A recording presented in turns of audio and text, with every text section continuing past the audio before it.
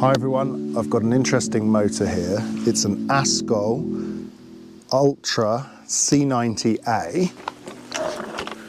There it is, 110 Newton meters, 250 watts, 630 watt hour battery. Basically a trail or stroke enduro bike. We've got a remote here, fairly robust remote, very similar to a Giant remote, positive, negative, and then if you press and hold, it gives you the boost mode, which is the 110 Newton meters. Now remember, this normally when you're riding along does 90 Newton meters. The plan today is to ride it up this big mountain, Polini, but we're going to take the steepest route because I want to see, I've done the steepest route before with other motors, I want to see how this handles it and what the difference is. It's basically the strongest motor on the market that fits in a Shimano bolt pattern. Yes, there are other motors coming out, DJI are coming out with their motor, which has apparently 120 Newton meters, but peak, a bit like this one for a short burst, but this is 110, 90 standard. I want to see what is it really like. So don't forget the channel is supported by Liat.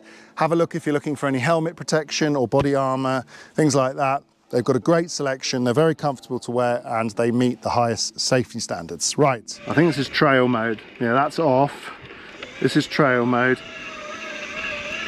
You can hear the motor as well. Sounds similar to a Shimano, but marginally noisier. And then we're in turbo mode. It's a Sigma display, it's independent, it's looking for a satellite. Oh, it even gives us our altitude. It's a very detailed display. Okay, that's 90 Newton meters, right. This thing has got more power than a 90 Newton meter or 85 meter Bosch. So the question that comes to me is whose torque readings are correct. Now there is a magic mode on this. Press it, hold it, gives you 110. And then when I press and hold, boost. It's pretty insane, the boost. That's faster than anything else I've tried. It only lasts for 30 seconds, the boost. Something else I've noticed, apart from the beautiful view, this motor gives its power the higher the cadence. So around 90 to 100 on the pedals, it's giving you massive power. Very impressive. You don't really need turbo actually. I'll go to trail mode. I'm in trail mode, cruising up the hill. I'm riding on the gravel road now. Fairly modest cadence. It really pushes. The lower cadence, it's not too bad. It's got grunt, but you can feel the real power of this motor, which remember is much more than the normal motor, is coming when you give it that boost with cadence. I'm in trail mode, and honestly, trail mode feels like boost or turbo on a Bosch or a Shimano. Today I am going much faster than I was expecting. The average speed I'm managing is about 18 kilometers an hour. Normally I'm at about 12 or 13. It's at least 5 kilometers an hour more. Here's a boost bit. This thing flies uphill. Absolutely flying. I've done about 600 meters of climbing. I started with 63% battery. I'm now at 23%. I've done 600 meters with 40% of the battery. So now I've got the last section here, which I'm just gonna, it's steep in places. There's one particular section I want to test ride. So I was about 5 kilometers an hour faster up, sort of what I call a shuttle run than I would have expected. Even in trail mode, there's more torque than a trail mode on a normal motor. Feels absolutely fine. If I put it in trail mode, I'm flying. Right, here comes the little steep section. Okay, you just basically fly over everything. I didn't even notice, but it sucks battery. 2% battery for that. Grip on this bike is amazing actually. Okay, here we go again. Another steep bit. I haven't switched to turbo, I don't need it. Just keeps surging through everything. But it sucks battery. 2% in 30 seconds. You need grip. If you don't have grip, it's a waste, the power's wasted. Look at this technical bit here. It feels like the most control is not in turbo, but it's in trail. Okay, I'm flying up it. But the front, it's got to stay down, luckily. Almost losing control. Okay, this is interesting. Weight forward, Still need bike control skills. Okay, I made it.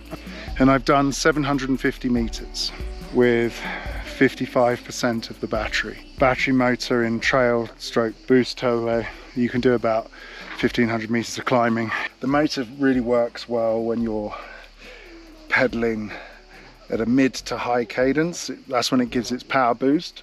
Low cadence, it feels very similar to other motors, but once you give it that more cadence, this motor just accelerates away. Yeah, one of the most powerful motors I've tried. It feels like in the super boost mode with 110 Newton meters, it feels more powerful than the Polini. In the 90 Newton meter mode, which is sort of the normal mode, it feels the same as the Polini, which is a lot more than the 85 Newton meter mode of the Bosch or the Shimano, which tells me somebody is not telling the truth about their torque numbers. I don't know who it is, but I suspect it's Bosch and Shimano. They're being economical with what they're saying. If this is 90 Newton meters and the Polini is 90 Newton meters and they both feel the same, these numbers probably are correct and the other two are not correct. Or they're peaking at 85 Newton meters for a very brief second. But this is like a sustained power output. I've also noticed in the lower power modes, even if you spin harder, it gives you that extra torque anyway, so it doesn't seem to cut down on the torque in the lower power modes. It feels like really smooth. It's slightly noisier than the other ones, with more of the whine. You know, it feels like you've got something pretty special on the bike.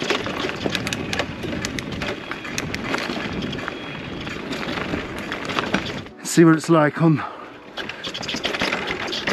Okay, the motor's not rattling, no rattle, very quiet.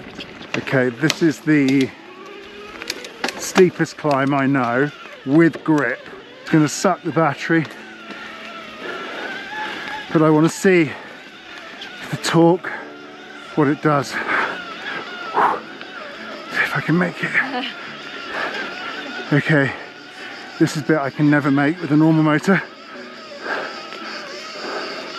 I always conk out.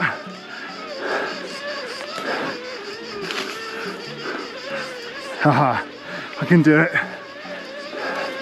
I've never done that quickly. That's unbelievable. Okay, but you need a lot of grip. Wow, I'm about to blow up. Wow, that really took it out of me. Last bit. Oh, steep. It still gives. The percentage drops and then it comes back.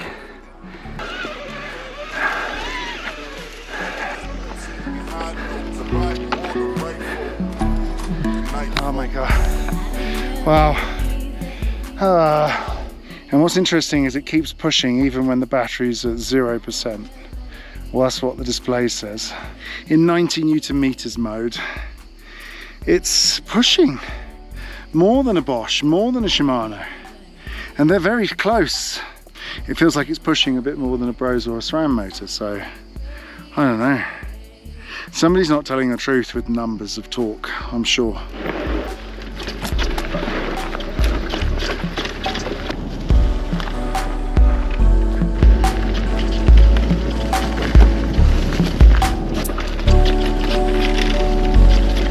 Goes around the corners well.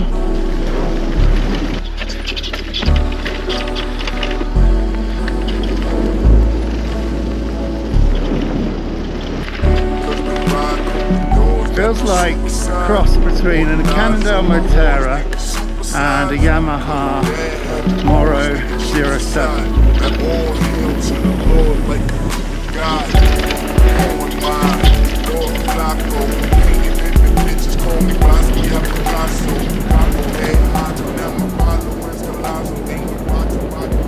I've got some notes. I want to talk about this bike.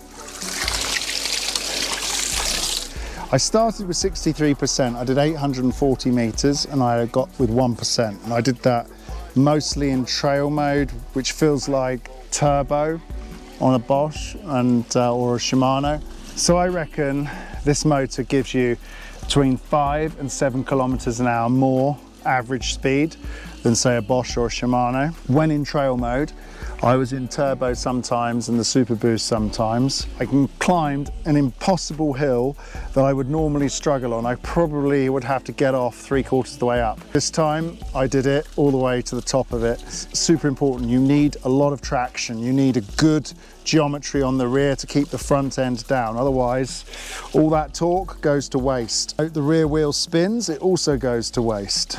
According to the display, the batteries are about 0 or a few percent, but the motor keeps pushing really hard until the end. There's very few motors on the market that do that. It's more fun uphill, this motor, with this 90 to 110 Newton meters, but it's a bit more uncontrollable because everything's coming at you faster, the rocks, the grooves, and normally you're not used to that when going uphill. In those situations, it makes it more of a handful.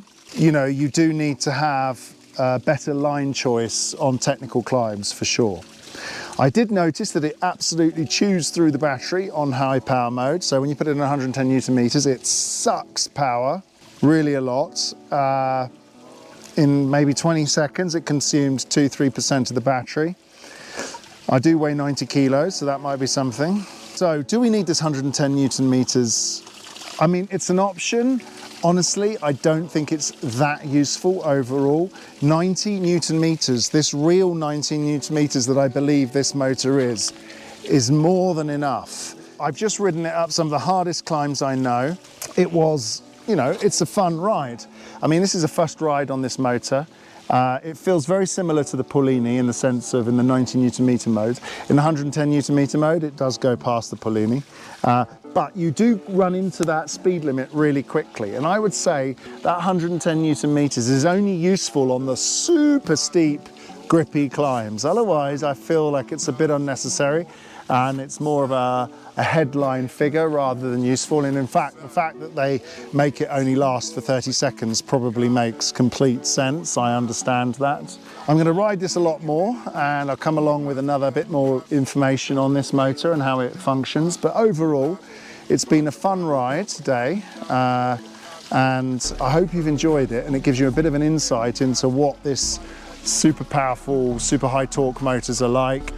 And you know, with a 25 km/h limit, I'm starting to think 110 Newton meters is probably not necessary. 90 Newton meters is fine if it's a real 90 Newton meters.